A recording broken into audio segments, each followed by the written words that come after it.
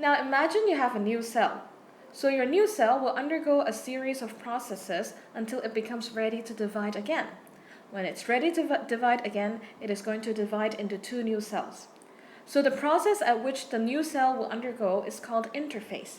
During interphase, the cell grows in size, new organelles are made, and most importantly, DNA is replicated so that you have two copies of DNA to go into the two new cells.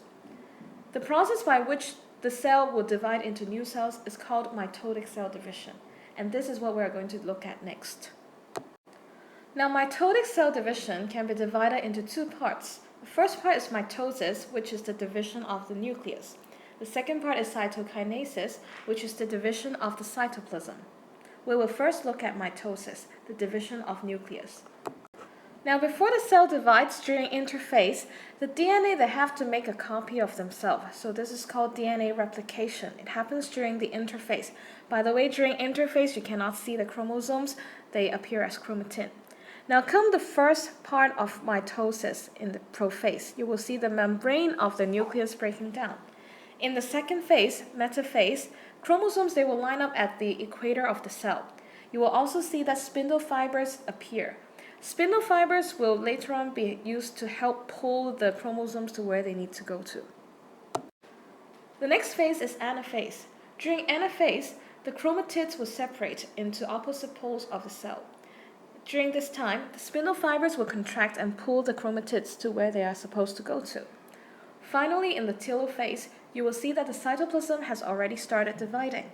The chromosomes have gone to the places that they are supposed to, and a nuclear membrane is going to form again to enclose the chromosomes that are inside. By now, mitosis has finished, and all that's left is cytokinesis, the division of the cytoplasm. Cytokinesis is different in animal cells and plant cells.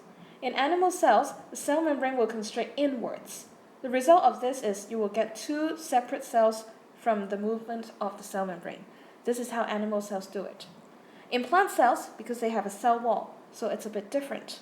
There will be a cell plate appearing in the middle, and the cell plate will grow outwards. The result of this is that the cell plate will eventually separate the two cells into two new plant cells.